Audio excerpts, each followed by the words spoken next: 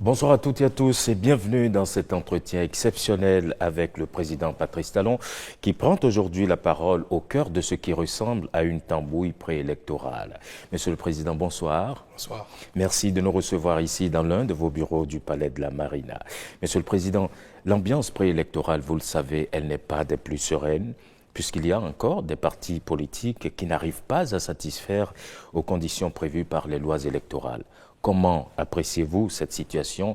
Et puis, avec le recul, est-ce que la réforme du système partisan n'est pas un peu trop exigeante? Je dois vous avouer que la situation dans laquelle se trouve la dynamique électorale ne m'enchante pas du tout. Elle porte préjudice à l'image de notre pays. Mais pour autant, il n'y a pas lieu d'indexer la réforme du système partisan, encore moins le code électoral. Les infortunes qui s'observent chez les démocrates sont-elles la conséquence d'un code électoral trop contraignant ou résultent-elles d'une main cachée, en l'occurrence celle du président Talon? Comme je suis devenu le souffre-douleur du président Boni et le bouc émissaire idéal pour tout ce qui ne va pas chez les démocrates, que puis-je dire pour ne pas être condamné? Je suis le coupable idéal. Mais avant d'aller à l'échafaud, je vais vous dire à vous toute la vérité. Tout ce que j'essaye de couvrir depuis fort longtemps en raison de ma charge et de la réserve que cela m'impose. En effet, depuis 2016, mon prédécesseur, le président Boni, s'emploie avec beaucoup d'énergie à faire échec à toutes les réformes, quelles qu'elles soient, et à l'action publique, quel que soit le secteur. Avant 2016, tout le monde priait pour une réforme du système partisan. Nous l'avons engagée et j'en suis fier. Elle consistait à encourager, voire contraindre, les partis politiques au regroupement. La FCBE, qui était à l'entame de la réforme, je crois le parti le plus grand de la centaine de petits partis que comptait le Bénin, avait l'opportunité d'absorber un grand nombre de ces petits partis et de devenir un grand parti d'envergure nationale, pour peu qu'elle en ait la volonté. Mais comme c'est une réforme engagée par Patrice Talon, pas question. Pas question que cette réforme prospère, même si la FCBE devait en profiter. De même, l'appel de Patrice Talon à entrer en partenariat avec la FCBE et à accueillir des cadres FCBE dans la gouvernance politique et technique du pays a été refusé à tous ceux qui ont estimé le contraire et ont montré leur disponibilité à collaborer. Tout cela ont été bannis. Cette volonté du régime de la rupture d'associer toutes les compétences et bonnes volontés, quel que soit leur bord politique, à la construction du pays, s'est manifestée très tôt, et ce, dès la formation du premier gouvernement. C'est dans cette perspective d'ailleurs que M. Jean-Claude Oussou, membre du staff de campagne de Lionel Zissou, a été appelé au gouvernement en qualité de ministre de l'Énergie dès le lendemain de l'élection présidentielle. Beaucoup d'autres, en raison de leurs compétences techniques ou de leur leadership politique, ont été appelés pour servir le pays aux côtés de Patrice Talon, élu comme président de tous les Béninois et non comme président d'une partie des Béninois.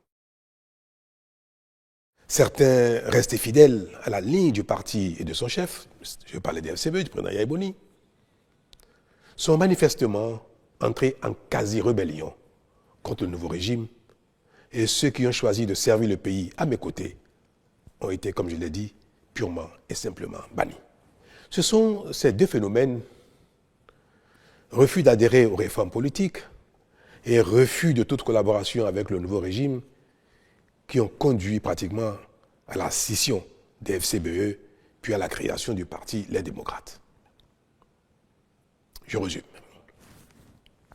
Et je peux vous dire que le point d'orgue de cette opposition radicale de principe a été atteint à l'occasion des élections de 2019. Mais de quoi s'est-il agi concrètement, Monsieur le Président? Mais vous n'avez pas manqué, en tant que Béninois, de suivre les événements, tout ce qui s'est passé au Parlement, puis à l'occasion de l'élection, avec les drames qui ont suivi. Souhaitez-vous que j'aille dans le détail? Allons-y, on veut bien comprendre, Monsieur le Président. Je crois que c'était en février 2019 que j'ai reçu ici au Palais l'ensemble des partis politiques représentés au Parlement. Parce que nous venons d'engager la réforme du système partisan. Les textes adoptés qui répondaient parfaitement à l'attente de tous avant 2016, ces textes ont commencé à être boudés par une partie de la classe politique, notamment les FCBE d'alors. Et ils ont estimé que les nouveaux textes n'étaient pas convenables, trop rigides, et risquaient de ne pas les faire gagner des élections. Mais comme nous sommes au début du processus et qu'il fallait trouver un terrain d'entente, j'ai accepté que l'ensemble des acteurs politiques au Parlement se mettent ensemble pour trouver les textes qui, selon eux, permettraient à tout le monde d'aller aux élections sereinement, tout en engageant la réforme du système partisan. Ne pas rester au statu quo de notre passé connu, excusez-moi le terme, de pagaille politique, mais d'engager une réforme qui reste à la portée des uns et des autres. Des rencontres ont eu lieu au Parlement, sous la présidence de président Ongbedi, président de l'Assemblée à l'époque, et un consensus a été trouvé. L'ensemble de tous les acteurs représentés au Parlement ont abouti à un consensus. Je crois que ce consensus a été consigné dans un document le 18 mars 2019. Ceux représentant l'opposition dans le comité sont allés voir le président Yaïboni pour lui présenter le consensus. Mais tenez-vous tranquille. Le président Yaïboni a refusé que le consensus soit adopté, que les tests prévus pour être votés afin non seulement d'engager la réforme, mais de permettre à tout le monde d'y aller plutôt aisément. Ces tests ont été refusés par le président Boniaï, qui a dit aussi, ceux qui sont venus le rencontrer, que les choses n'ont qu'à rester en l'état, que si l'élection ne doit pas avoir lieu, elle n'aura pas lieu, et que nous verrons bien. La mort dans l'âme, ses propres représentants revenus au Parlement ont indiqué que, bien qu'ils aient travaillé au consensus, bien que les nouveaux tests devaient être pris leur convenaient bien, mais que la ligne du parti ne permet pas d'avancer et de signer quoi que ce soit. Et encore moins de voter de nouveaux tests, puisqu'il était prévu que les tests changent. Je dois préciser que, à la suite des négociations au Parlement,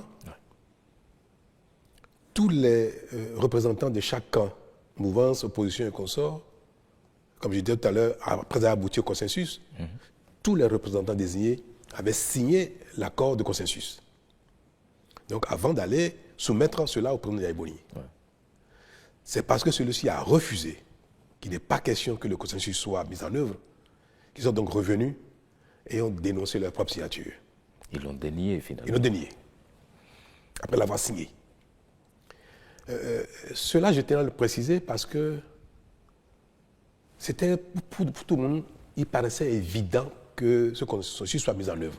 C'est pour ça que je crois que les représentants de l'opposition n'ont même pas estimé nécessaire d'aller solliciter l'approbation du document avant de le signer. C'était évident pour eux parce que tout ce qu'ils ont demandé a été pris en compte. Mais malheureusement, donc, l'approbation du président Boniaï n'a pas été obtenue et ils sont revenus au Parlement pour dénier leur propre signature et se retirer de la salle. Et d'ailleurs, à la mise en œuvre des tests, je crois, je n'ai plus le bon souvenir des choses, toutes les questions ont été évoquées, ils sont carrément sortis de la salle. Alors, voter un nouveau test, il n'en avait rien à faire. Continuer avec les tests existants, pareil. Est-ce qu'il fallait bloquer le pays? S'arrêter là? On fait quoi? Avec le test existant ou de nouveaux tests, rien ne se fera. Le Parlement a continué avec les tests existants et nous sommes allés aux élections législatives 2019. Vous connaissez la suite. Et c'est quelque chose que je n'ai jamais voulu évoquer dans ces détails-là parce que je pense que, comme dit le président Aimo lui-même, les intrigues du genre peuvent être gérées sans que l'opinion dans son ensemble ne découvre ces détails qui ne nous honorent pas, et encore moins un ancien président de la République. Mais je suis tenu à la fin de dire, que tout le monde m'entende, que ce qui s'est passé en 2019, c'est le président Aimo qui a été le seul responsable. Il a empêché la tenue normale des élections. Il a empêché les démocrates de participer aux élections. C'était l'FCBE à l'époque. Parce qu'il a empêché que des tests consensuels soient mis en œuvre pour permettre une élection apaisée. Il a pratiquement empêché que les élections aient lieu dès l'adoption des tests au Parlement. J'ai assumé. J'ai été vu comme celui qui est à l'occasion, qui est à l'origine des violences électorales que nous avons connues. C'est mon rôle, je suis dans la charge, j'ai assumé. Mais ce qui se passe et qui continue de se passer ne peut pas me permettre de rester silencieux indéfiniment. Alors, je crois qu'à la suite de cet événement, nous avons eu droit à l'installation de ce Parlement qualifié de monocolore, la 8e législature. Donc, qui s'est installé sans la FCBE et qui a été qualifié de monocolore. Mais devrions-nous arrêter toutes les réformes en raison de cette situation? De l'opposition du président Aimo Ndiaye, de faire partie du pays normal, ou bien fallait-il continuer à construire le pays en faisant les réformes, en espérant que la foi dont le président Ndiaye se réclame finirait par l'assouplir. Nous prions tous et nous espérons chaque fois que le ciel nous accorde de faire de bonnes œuvres, de calmer nos pulsions, nos colères, pour qu'autour de nous, la vie soit confortable pour les uns et les autres. Et moi, j'ai espéré que cette foi finirait par avoir raison de la position du président Ndiaye. Mais je crois que rien n'y fit. Nous avons donc décidé de ne pas arrêter le processus de mise en œuvre des réformes et nous sommes allés donc le plus loin possible pour rester dans la dynamique de l'aboutissement à un pays doté de grands partis politiques susceptibles de représenter toutes les régions du Bénin à l'occasion de chaque élection, que ce soit législative, communale ou présidentielle.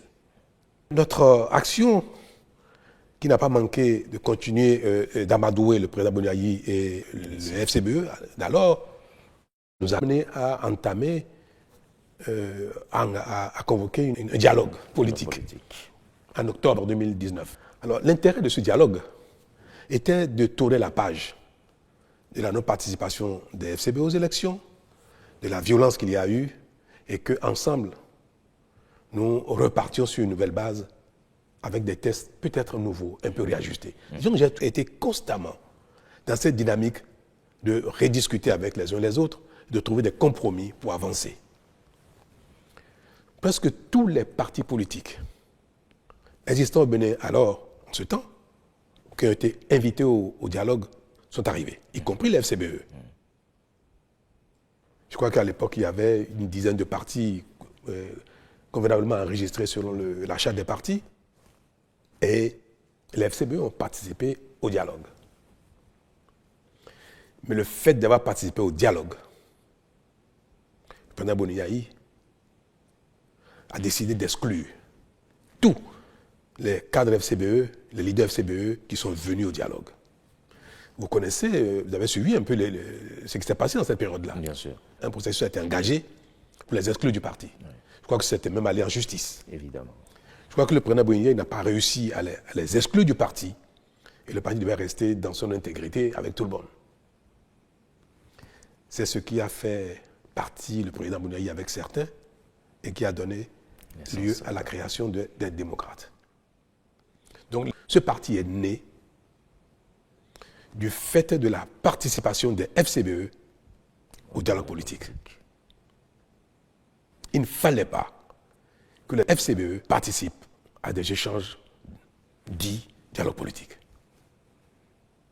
Voilà la situation dans laquelle nous avons été jusqu'à la création des démocrates en 2020, je crois. Oui, 2020. Je crois.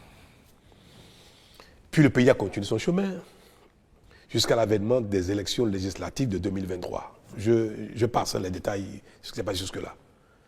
Mais je n'ai pas arrêté de faire le charme aux uns aux autres, de les amadouer, de les supplier même de venir et prendre le train en marche. Et en effet, les démocrates se sont résolus à participer enfin aux élections. Et ils ont été donc candidats aux élections de 2023, aux élections législatives. La suite, avec les mêmes lois, les mêmes tests, parce qu'on a réussi à les supplier, à les amadouer qu'on sort, ils sont allés aux élections et ils ont eu 28 députés avec les mêmes tests. À peine cet obstacle franchi, c'est-à-dire élection 2023 avec les nouveaux tests, que les prémices d'un contournement des dispositions mises en place ont commencé à apparaître ici et là, y compris dans mon propre camp. C'est-à-dire que après 1 an, 2 ans, 3 ans d'efforts, de sacrifices des uns des autres pour rester dans de grands ensembles et aller aux élections, je crois que nos démons nous ont rattrapés. Au sein de l'Union progressiste le Renouveau, qui est un parti qui me soutient, les velléités de liberté ont commencé à s'exprimer, à se faire voir. Pareil au Bloc républicain. Et encore davantage chez les démocrates qui venaient à peine de se constituer, d'aller aux élections et d'avoir des députés. J'ai même reçu en son temps une partie des cadres, des personnalités non moins importantes des démocrates qui m'ont prié, que maintenant que ils sont tous au Parlement, qui m'ont prié de revoir les seuils fixés pour avoir accès au partage des sièges dans le code électoral. Cette demande, également, je l'ai entendue au sein des BR, au sein des UP. Le Renouveau. Alors vous comprenez quelle a été ma tristesse.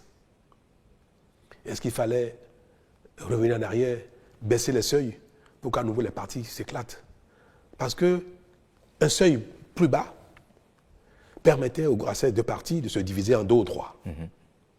Et je l'ai dit même plusieurs fois ici, à l'occasion de certaines rencontres, je l'ai dit au président Boni quand il est venu me voir, j'ai dit, Monsieur le Président, si j'avais accepté de m'engager avec vous dans la révision du code électoral pour baisser les seuils, les démocrates auraient déjà explosé. Ce n'est pas vous seul, UPR et BR. Dans ces conditions, vous comprenez pourquoi je suis resté droit dans mes bottes en essayant de convaincre les uns et les autres de bien vouloir rester là où ils sont, là où chacun se trouve, afin que nos sacrifices ne soient pas vains, puisqu'on serait retourné à la case départ. Voilà donc ce qui nous a amené à maintenir les tests, le code électoral, les tests actuels en l'état pour, je dirais, forcer la main aux uns aux autres de rester ensemble et même aller au-delà pour continuer les regroupements. Puis arrive le moment présent. l'élection présidentielle et les élections législatives et communales de 2026 et patatras. Le code électoral actuel a certes placé la barre haut pour tout le monde, mais a surtout permis, voire recommandé à chacun d'être disposé, après les élections, à échanger avec les autres afin qu'ils ne se voient plus comme des ennemis. Car c'est ce qui se passe actuellement. Et cela ne doit pas continuer. Ce que je dis par là, vous observez que les échanges politiques, tout ce que fait le régime actuel et la réaction, les commentaires, l'opposition des partis dits d'opposition donnent l'impression que nous sommes dans un champ de bataille, sur un ring. Et ça, je l'ai dit une fois, on ne peut pas construire le pays quand on a l'impression qu'il y a une partie du pays contre une autre. Je suis à la fin de mon mandat et ce serait regrettable que je ne fasse rien pour que les choses changent. Ce n'est pas quelque chose qui m'a enchanté. C'est quelque chose dont j'ai souffert tout le temps.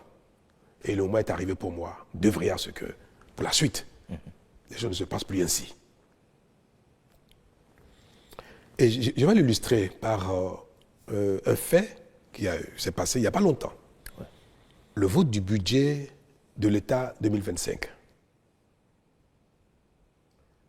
Quand le gouvernement a travaillé sur le projet de budget, le ministre des Finances est allé au Parlement rencontrer les divers groupes parlementaires, les diverses commissions, pour échanger sur l'articulation du budget et ses détails.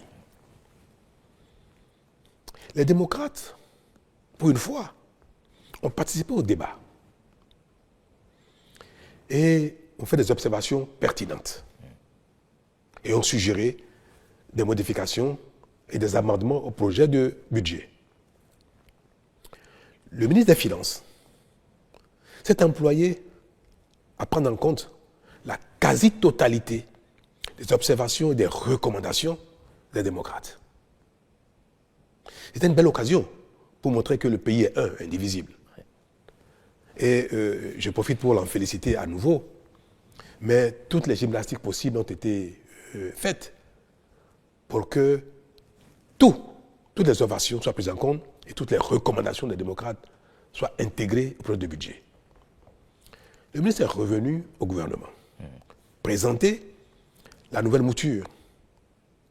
Le gouvernement l'a approuvé entièrement dans son intégralité et a souhaité que le budget soit voté en l'état avec les nouvelles dispositions. Au vote,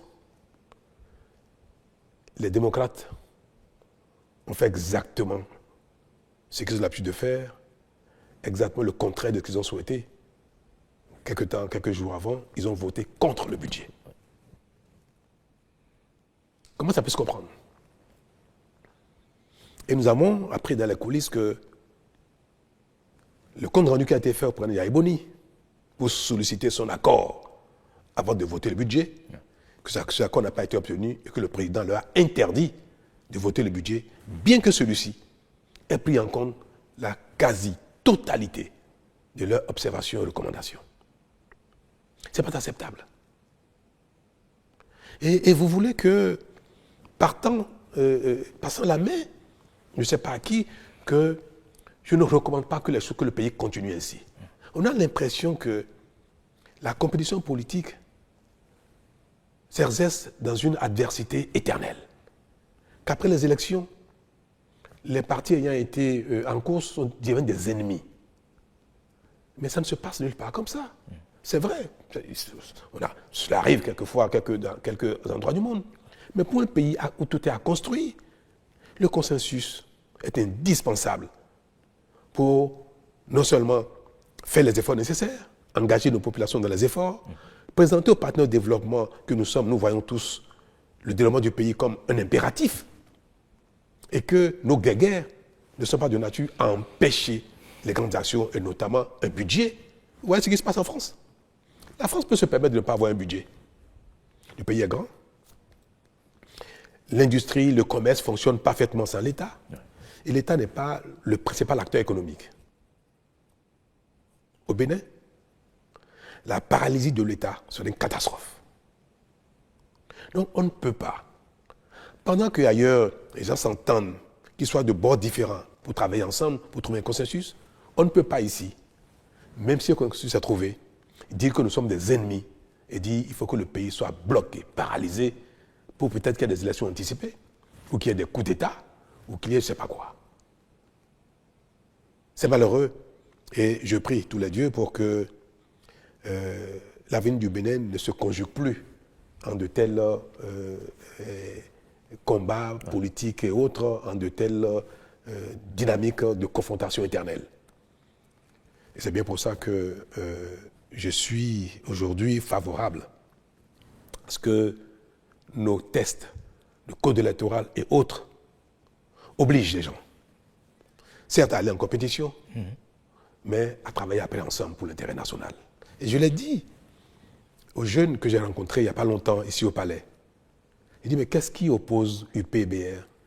Qu'est-ce qui oppose UPBR et les démocrates? Qu'est-ce qui nous oppose fondamentalement? Si ce n'est une question de feeling. Nous avons les mêmes besoins d'eau, d'électricité, de routes, d'emploi, de bonne santé, d'éducation. Et ces choses-là ne relèvent pas d'une idéologie. On peut aller à la compétition, mais on peut travailler ensemble. Et le monde va ainsi. Regardez en Allemagne.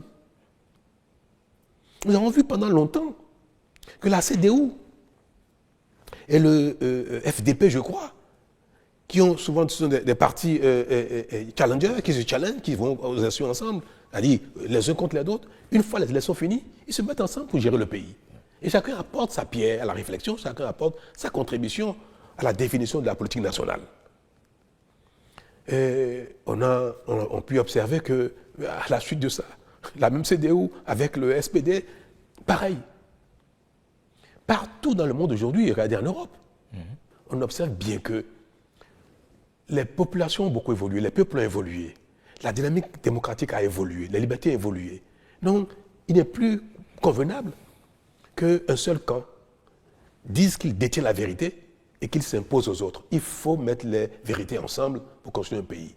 Mais mettre les vérités ensemble requiert dans un système démocratique que d'abord les vérités se confondent dans les urnes. Une fois que l'un a gagné, parfois on peut gagner une élection à une voix près. 49,49% peuvent perdre au profit de quelqu'un, d'un groupe qui a fait 51,01%.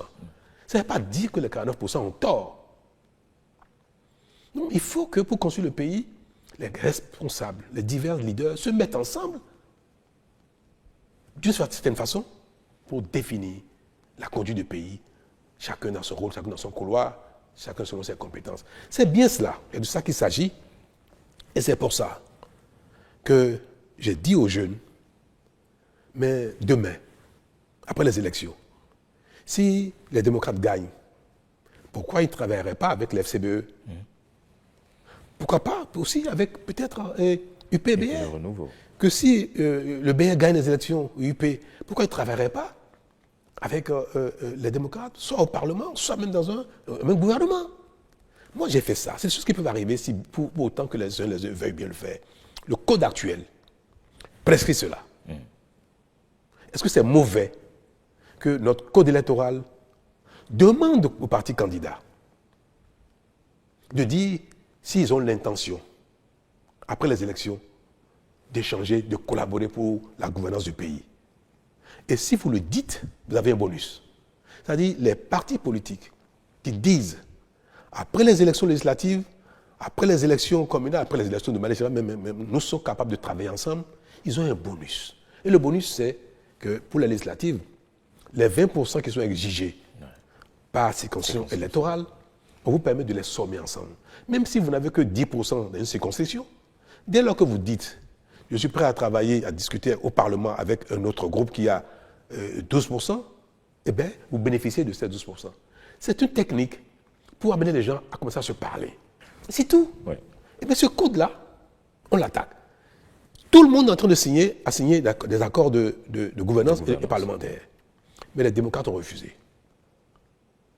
Le président Yaïboni a refusé que les démocrates signent un quelconque accord avec qui que ce soit, y compris l'FCBE. FCBE est une partie d'opposition, même modérée. C'est un parti d'opposition. Si les démocrates avaient signé avec l'FCBE un accord de gouvernance et d'accord parlementaire, le duo candidat à l'élection présidentielle des démocrates ne serait pas tombé, malgré la défection d'un de leurs. Oui. Parce que l'FCBE dispose, je crois, de 6 ou 7 combien de parrainages.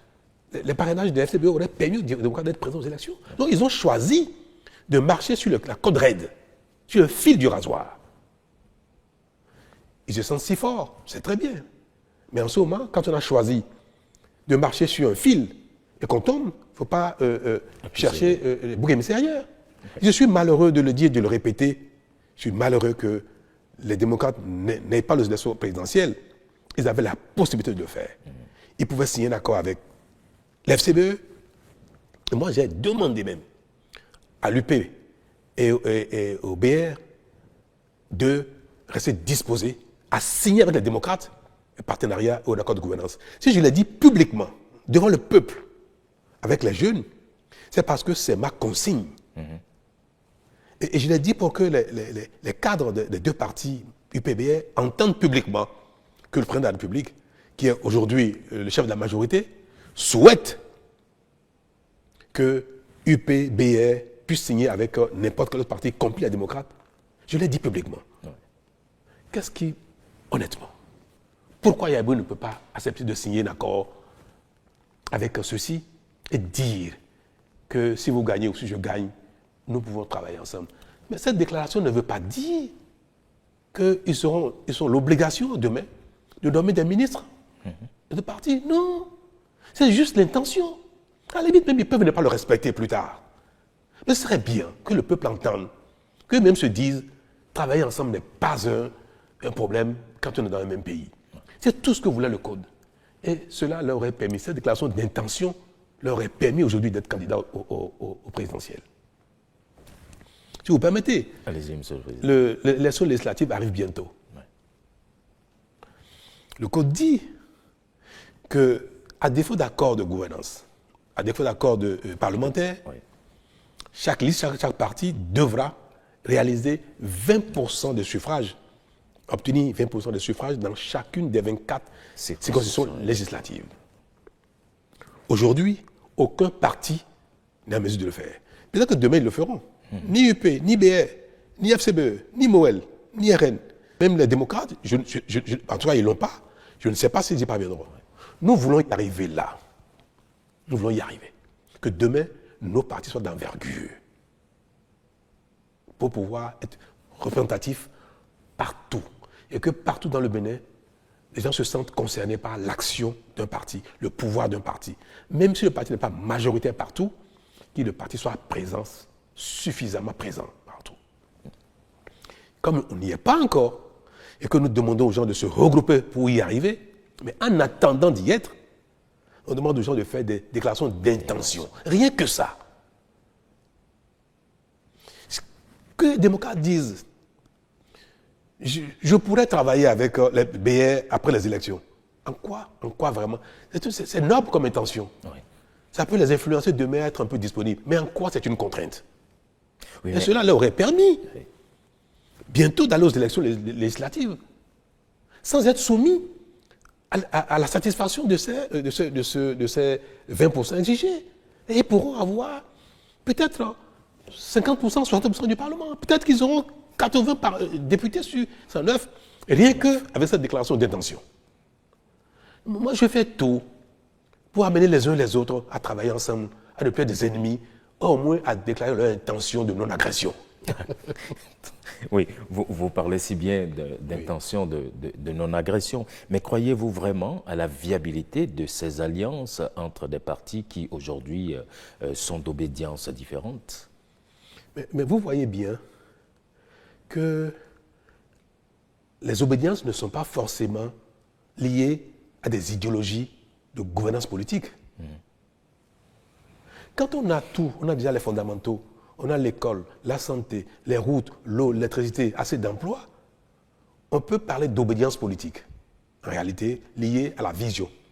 Mais aujourd'hui, nos populations demandent aux uns aux autres le minimum, comment je vais dire ça, le minimum de survie. Donc les gens sont dans des divers camps par affinité. C'est tout. Mais je vous ai dit, qu'est-ce qui différencie le PR du bloc républicain? C'est un camp d'affinité. Qu'est-ce qui fait que les démocrates ne sont pas ont quitté le FCBE? Pourquoi à l'époque les FCBE Yaïbouni ne sont pas venus avec moi? Parce qu'il y a un problème à Yaïbouni et à Patrice Talon. Le seul problème que les FCBE ont eu dans le passé, quand ils étaient dirigés par Yaïbouni, le seul problème que les démocrates ont aujourd'hui, dirigés par Beni Yahi, c'est parce qu'il y a un problème entre Patrice Talon et Yaïbouni.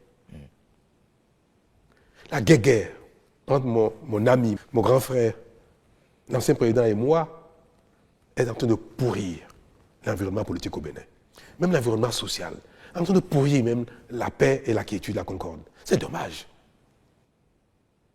Vivement les élections de 2026 pour que nous quittions la scène politique. Je voudrais tant. Vous le souhaitez? Ah oui, que lui et moi, on quitte la scène politique. Ça c'est peut-être vous, mais peut-être pas lui. Mais je voudrais qu'il quitte aussi la scène politique. Ouais. Car à la limite, on se retrouve dans un conseil de sages pour donner des conseils aux gens, pour faire des arbitrages. Le Sénat voulait vous dire? Mais pourquoi pas? Je ne sais pas quel nom ça va s'appeler, mais il serait bien que nous quittions la scène politique. Notre relation nuit au Bénin. Moi, je fais tout pour qu'il en soit, que ce soit différent, que ce ne soit plus ainsi, mais je n'y arrive pas. Je n'y arrive pas. Je suis pressé que le terme de mandat arrive pour que les Béninois vivent autre chose en dehors de Talon et de Yaïbouni. Vous savez, en 1990, à la conférence nationale, pourquoi les conférenciers ont mis la limite d'âge aux élections présidentielles, 70 ans? Pourquoi? Ça a été affirmé. Les anciens présidents que le Bénin a connus jadis, Maga, Arouma Degbe, Apiti, Zissou, ont pourri la vie aux Béninois par la compétition politique, par la guerre de leadership. À la conférence, paix à l'âme d'Apiti, Apiti n'y était plus, mais il restait encore 3. Maga, Arouma Degbe, Zissou. Presque à l'unanimité, sauf les 3. Les confédérations ont décidé de les mettre à l'écart, de les mettre au repos, de leur interdire d'être candidats. C'est ça aussi, les lois des pays sont faites pour régler les problèmes qui se posent au pays. Moi, je demanderais bien au Béninois, au Parlement, de voter une loi constitutionnelle pour interdire à Talon, à Yaïbouni et à Soglo de faire la politique.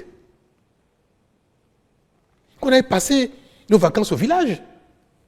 Votre retraite plutôt. Mais ça devient impératif pour le Bénin. Et je vous le promets. Si les Béninois apprennent à nous oublier demain, les choses changeront très vite dans le pays, plus vite qu'on le pense. Alors, une dernière question, oui. Monsieur le Président. Vous permettez, est-ce que vous pensez que les frondeurs LD aujourd'hui pourraient atterrir aux côtés des partis de la mouvance? Mais beaucoup d'entre eux sont demandeurs. Ah oui. Beaucoup de démocrates sont demandeurs. Quand le président Boni est venu me voir ici au palais il y a quelques jours, il m'a demandé, mais il faut faire quelque chose pour que le duo soit réhabilité. Mais je lui ai dit, je ne suis pas fait de miracle. C'est trop tard. Vous le saviez ça. Pourquoi vous n'avez pas voulu le faire plus tôt? Pourquoi vous n'avez pas voulu faire un accord avec les FCBE, ni avec BR, ni UP? Mais il m'a dit, oui, d'accord, c'est trop tard, mais qu'est-ce qu'on peut faire maintenant? Je dit, monsieur le Président, dites-moi, s'il y a un moyen de le faire, je le ferai. Mais je ne trouve pas comment revenir en arrière. Il souhaitait quoi? Annuler le processus. Il faut repartir. Mais ce n'est pas bien. Il ne faut pas que leur intransigeance, leurs erreurs amènent le pays à faire du n'importe quoi. Donc j'ai dit, monsieur le Président, ce n'est pas possible. Moi, je ne peux rien faire, je ne vois pas ce que je peux faire pour ramener le processus en arrière afin que Maître Agbodjo et l'audio soient à nouveau éligibles. Je ne sais pas ce que je peux faire. Si vous trouvez quelque chose à me conseiller qui est dans mes cordes, je le ferai. Mais quelque chose de réaliste. Et puis nous allons parler de législative. Et je lui ai dit, Monsieur le Président, attention. Ce que vous faites, ne continuez pas, parce que si jamais il y a un malheur aux législatives, vous serez seul responsable. Vous n'allez pas chercher encore talon si jamais les élections législatives se passent mal et que les démocrates ne sont pas au Parlement. Parce que le risque de ne pas au Parlement guette tout le monde. Tous ceux qui veulent aller aux élections tout seuls, ils sont guettés par ce risque-là. Et si ça arrive, et il m'a dit, le président Bouniaï, j'ai entendu dire que j'ai dit que je veux que tout le monde aille au BR ou à l'UP. Mais ce que je lui ai dit, c'est simplement que les uns et les autres discutent, que les démocrates peuvent discuter avec UPBR, discuter avec CBE pour faire une déclaration d'intention, d'amour. Même si l'amour ne se consomme pas après, parfois la déclaration peut suffire. Pour qu'il n'y ait pas ce risque-là. Il est parti d'ici en me disant qu'il me reviendrait là-dessus et qu'au besoin, je pourrais aider à ce que les UPBR acceptent de le faire. Le débat a eu lieu chez les démocrates au lendemain de son arrivée ici. Le débat a eu lieu. Certains ont dit « Alléluia, il faut le faire ». D'autres ont dit non. Et in fine, le président Boni lui-même a dit non. Nous aurons des élections dans ces conditions, quelles que soient les conséquences que ça va générer. Et nous verrons bien après ce qui va se passer. Mais alors il ne se passera rien du tout. Si les démocrates décident d'aller aux élections dans ces conditions, il ne se passera rien du tout. Je vais prier simplement pour qu'ils gagnent, qu'ils enlèvent des sièges pour que le pays retrouve son calme comme d'habitude. Un mot, Monsieur le Président, pour conclure cet entretien. Mais je voudrais conclure cet entretien avec vous et vous interpeller vous-même en tant que Béninois, juste pour dire qu'il faut préserver la concorde, l'unité. Et il faut que chaque personne, chaque leader, chaque Béninois qui, dans sa vie sur cette terre, finit d'accomplir sa mission, un rôle donné pendant un temps, qu'il veuille que ceux qui vont le succéder, quelles que soient les conditions, puissent réussir pour l'intérêt général. Que celui qui part ne souhaite pas le chaos après lui. Je veux dire que la compétition politique ne doit pas se faire au détriment du pays. Malgré nos déceptions, malgré nos divergences, il ne faut pas que nous soyons ennemis au point de compromettre l'intérêt général. Moi, j'en ai donné le signal. J'ai travaillé avec des FCBE au lendemain de mon arrivée à la fonction. Jusqu'aujourd'hui, je continue de le faire. L'ancien Premier ministre Zinsou, qui a été mon challenger aux élections de 2016. Aujourd'hui, il travaille avec le Bénin, il travaille pour le Bénin. Il fait des choses extraordinaires. Moi, je suis admiratif de ce qu'il fait. Il nous accompagne beaucoup, il nous aide beaucoup. Il aime son pays. Moi, j'ai pu, en 2016, même mal juger sa capacité à se donner pour le Bénin. Et j'observe, il n'est pas président, mais il fait des choses extraordinaires pour le Bénin. Et ça, vous voyez, s'il avait suivi Yaya Boni, il nous aurait privés de ses compétences. Il nous aurait privés de tout ce qui nous apporte dans le succès de notre action. C'est ce que je voudrais que chacun fasse, qu'on soit d'un bord ou de l'autre. Quand c'est le pays, on peut servir le Bénin. On peut ne pas être d'accord avec Talon, Patrice. On peut ne pas être d'accord avec la rupture. Il ne faut pas saboter le Bénin. Il y a un monsieur qui fait des posts sur les réseaux sociaux, qui est un poulain du président Yaya Boni, un projet démocrate. Un protégé, un poulain, je sais de quoi je parle, Yaya Boni, qui raconte sur les réseaux sociaux que nul ne doit aller investir au Bénin. N'allez pas au Bénin, vous serez escroqué, vous serez broyé, vous serez mis en prison. Les Béninois sont des voleurs, ils vont vous voler, ils vont vous escroquer. L'État même du Bénin va vous escroquer aussi, vous serez broyé. C'est un Béninois qui est un des sympathisants démocrates, un proche du président Yaya Boni, qui dit de pareilles choses sur les réseaux sociaux. Mais j'aurais voulu dire au président, mais dites-lui d'arrêter, c'est pas bien, parce qu'il ne porte pas préjudice à Talon, c'est le Bénin. Il dit aux gens de ne pas venir au Bénin, n'allez jamais au Bénin. Alors, quand je vais partir, il dira quoi? Ah bon, le diable est parti, maintenant vous pouvez aller au Bénin. Mais il aura impacté négativement le Bénin. Il n'aime pas le Bénin négativement. Quand le président est venu me voir il y a quelques jours, permettez que j'ai cet détail de conclure. Il y a des web activistes qui sont dans la même dynamique, qui seraient en détention aujourd'hui. Par exemple, Ben Yahi m'a prié de faire quelque chose pour les libérer. J'ai dit, mais je fais quoi, Monsieur le Président? C'est la justice je ne commande pas la justice en cette matière. Il me dit, non, faites quelque chose parce que quand ils vont sortir, ils ne recommenceront plus. Je dis, ah bon, Président, vous pouvez en jurer? Il m'a dit oui. Et c'est alors que je lui ai dit, ah bon, donc vous êtes commanditaire. C'est pas bien. C'est pas bien. Donc, je veux donner un mot de fin pour exhorter les uns les autres, exhorter les démocrates à être disposés à tout, disposés à ouvrir.